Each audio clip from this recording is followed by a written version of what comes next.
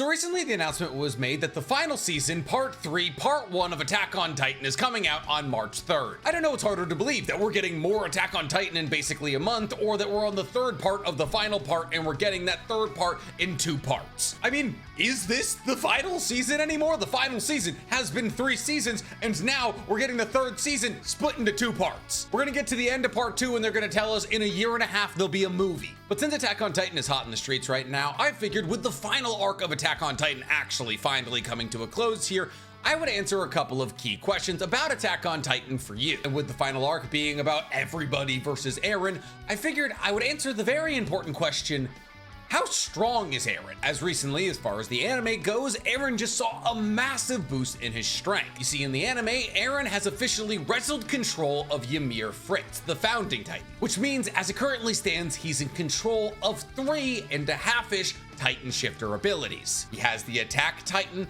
the Warhammer Titan, kind of the Armored Titan, and the Founding Titan. And now that the rumbling has started, he's assumed this gangly, monstrous form referred to as the Doomsday Titan. But how strong is this Doomsday Titan? What will the unified forces of Paradise Island need in order to battle against this Titan? Well, I hope to answer those questions and a whole lot more here in a second, guys. First, please, for me, like this video, subscribe to the page, and hit that noti bell. And if you guys want to ask me questions and possibly hear my answer to them, well then go ahead and follow my brand new podcast, Otaku's Anonymous. It's an anime podcast that I'm doing with Danny Mato where we break down everything that happened in anime this week. And yes, there is a section every week that we call Love Letters where we answer your questions. So Eren Yeager, once the protagonist of Attack on Titan, now turned into the final antagonist, a diabolical doomsday titan dedicated to wiping out the entirety of life beyond the walls of Paradise Island. A man on a mission to liberate the subjects of Ymir by eradicating the rest of humanity, and he's bent on achieving these goals through the means of the rumbling. And while Eren was a formidable foe when he only had the Attack Titan, Eren has not only recently consumed Lara Tiber and acquired the powers of the Warhammer Titan, but has also freed the shackles on Ymir Fritz in the coordinate, which means that he, as the holder of the Founding Titan, can now control the powers of the Founding Titan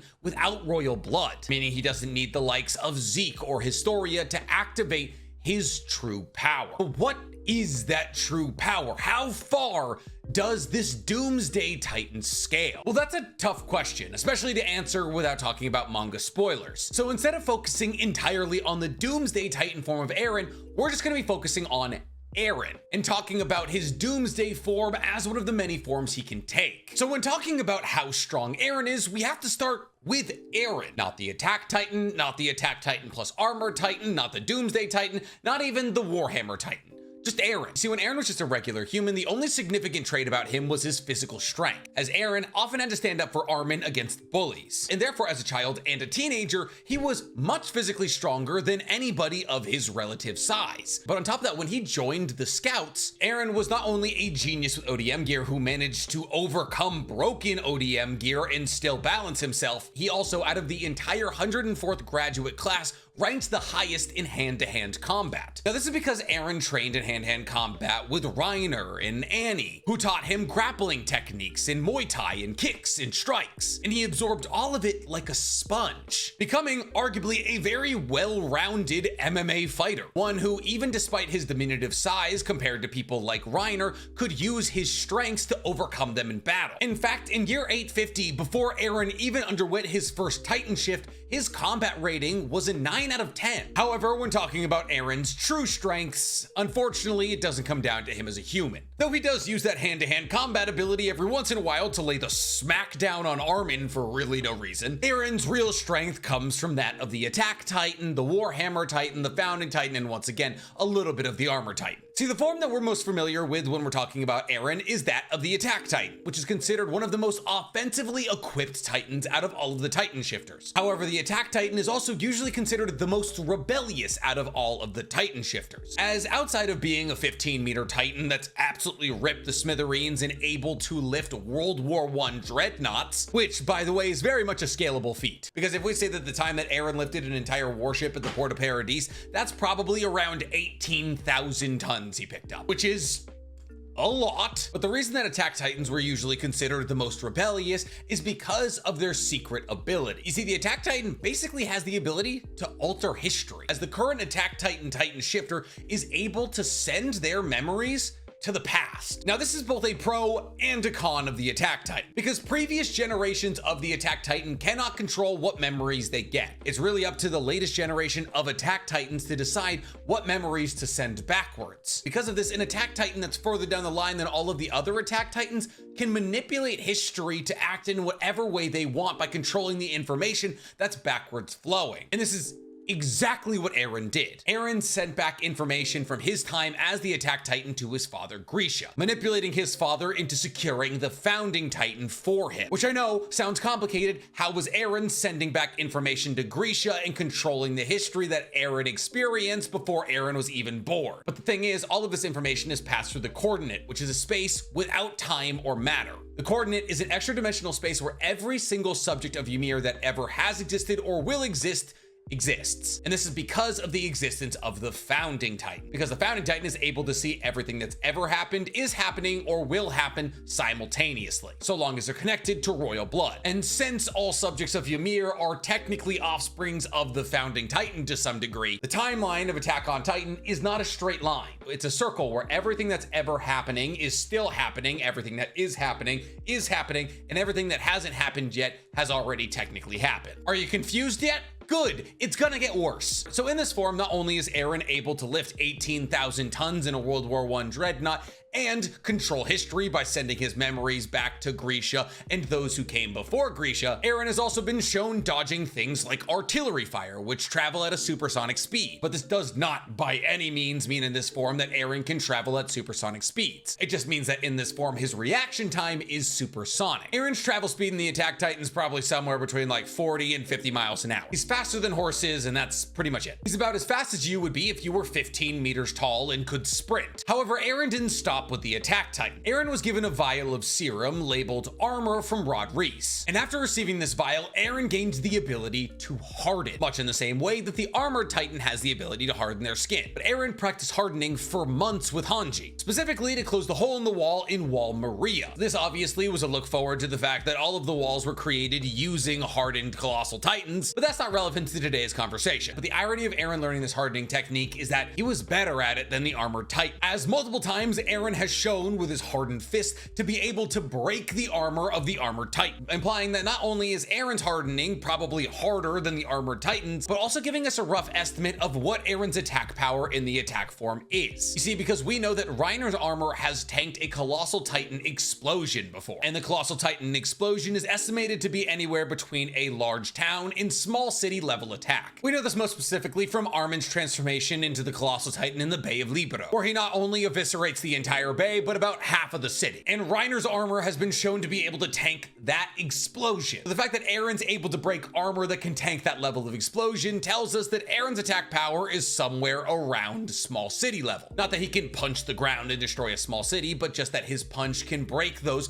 with small city level durability. But unfortunately for the rest of the world, that's not where Eren's abilities stopped. Because on the same night that Armin turned into the Colossal Titan and genocided half of the city, Eren acquired the Warhammer Titan. And the Warhammer Titan is top 3 strongest Titans out of all of the Titan shifters. As the Warhammer Titan, on top of being one of the physically largest Titans acquired from being a Titan shifter, grants the Titan shifter the ability to create weapons in armor and displace their own body from the Titan that they're using. That is to say that the Warhammer Titan is able to do things like generate massive hardened spikes from the ground, or create a massive warhammer, or a massive axe, or a sword. On top of this, the Warhammer Titan is also able to cover its body in a loose, flexible, but incredibly hard substance like it uses to make its weapons. And almost more importantly than all of that, the Warhammer Titan user can control the Warhammer Titan without being in its nape, as the Warhammer Titan user can simply encase themselves in a hardened seed of sorts, with a cable connecting that seed to the Warhammer Titan that they're controlling. Now, that's a kind of a double-edged sword, because if the nape of the Warhammer Titan gets cut, yes, of course you're fine. But let's say if hypothetically the person that you're fighting finds this seed,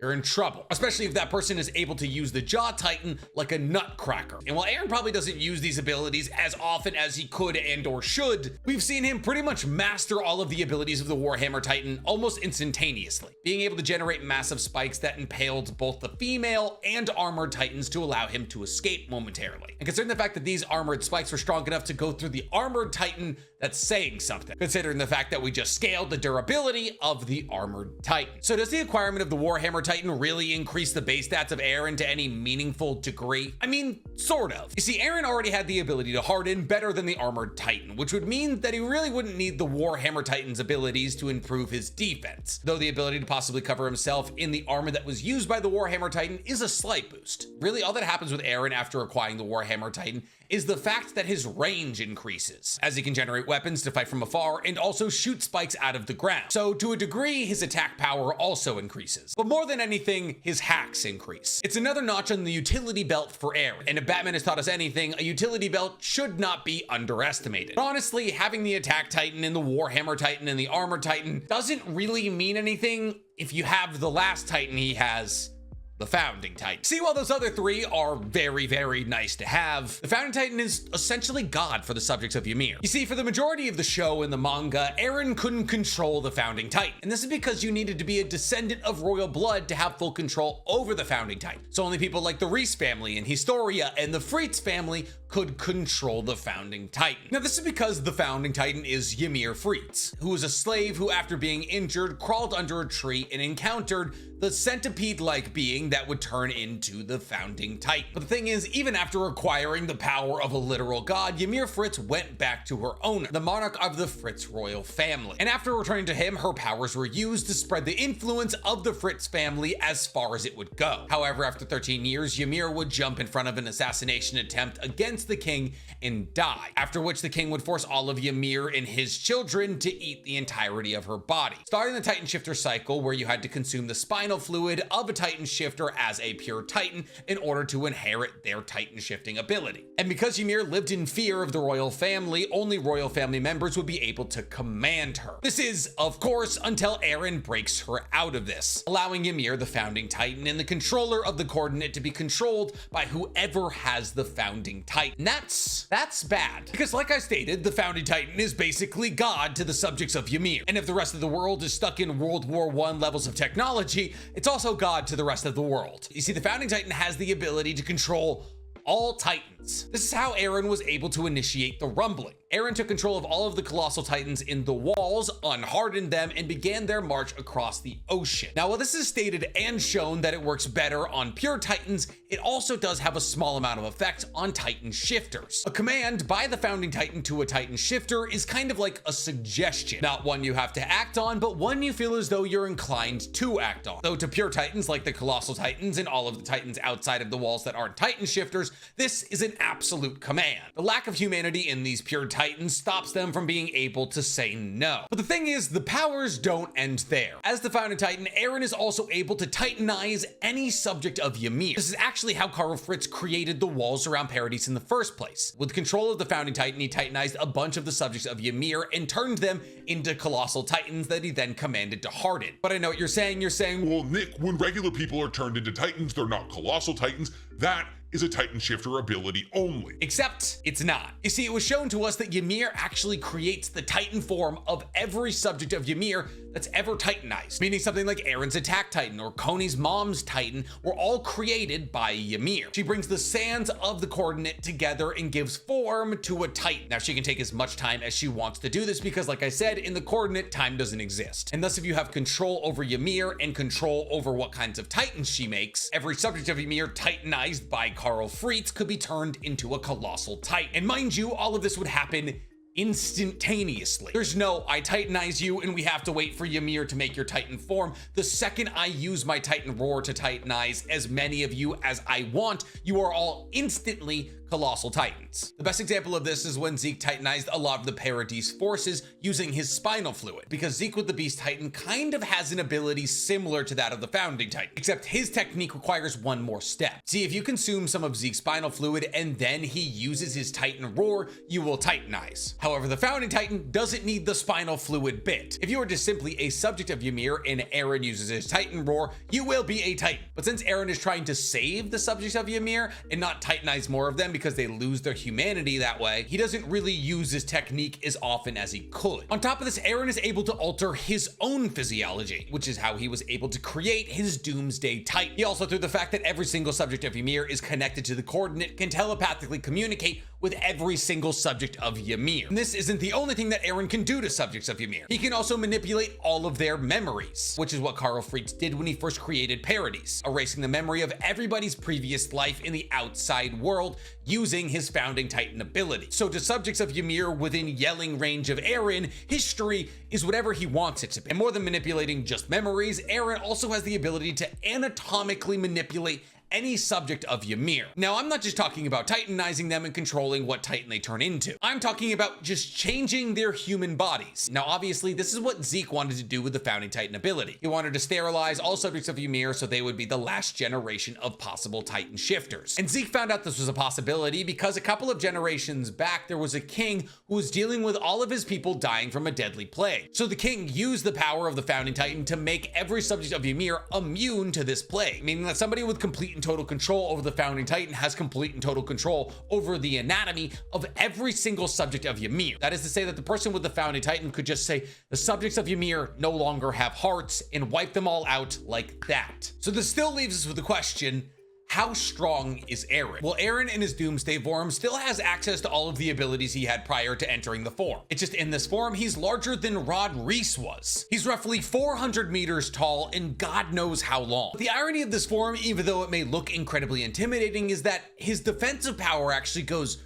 way down. See, I'm not going to spoil the manga here, but just know that in this Doomsday Titan form that Eren can't tank some of the shots that he otherwise possibly would have been able to tank if he was just in his Attack Titan form. That is, if he were to hypothetically use hardening correctly. So this Titan form, while very, very intimidating, is actually maybe weaker. In fact, in this form, Eren can't even move his arms. In this form, actually, Eren can only really move his hind legs. The creation of the Doomsday Titan really only allows Eren to move in one direction. In that sense, he's very similar to Rod Reese's Founding Titan. Ironically, this Doomsday form is based off a hallucigenia, a worm-like animal with no head. So actually, if you're trying to power scale Eren, taking the Doomsday Titan into consideration isn't your best idea, because while it is his final form and it looks incredibly badass, he's kind of weak in this form. Like, yes, it is very inconvenient and hard to kill something that large, but the thing's doing the majority of the destruction of the rumbling is the thousands of colossal titans that Eren is controlling, with Eren kind of just working as a satellite tower to control these colossal titans into destroying what he wants to destroy. So final answer,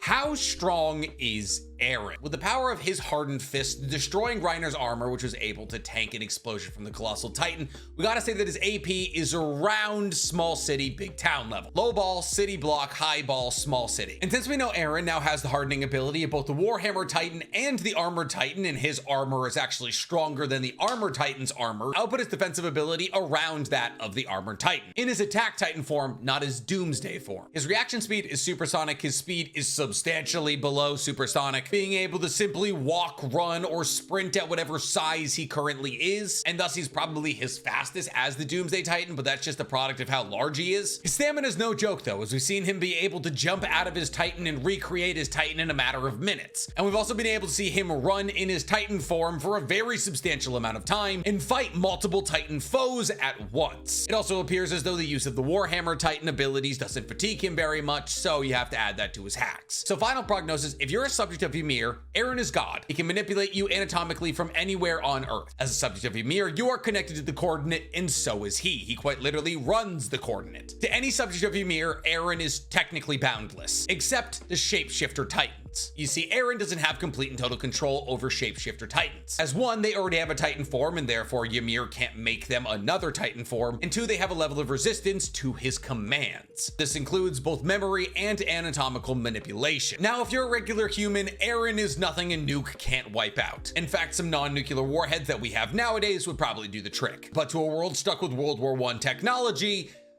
he's the end of the world. So yeah, that's how strong Eren is. Do you guys agree with my prognosis? Do you feel as though I missed anything? Tell me in the comments below. And while you're down there, please, for me, like this video, subscribe to the page, and hit that noti bell. Listen, all I'm saying is do part 1 and do part 2. Finish the manga story, but then do a tie-in movie that gives us an anime-only ending, because if the manga and the anime were canon to each other, and there's a lot of hints that this might be a possibility, that would be one of the sickest things ever.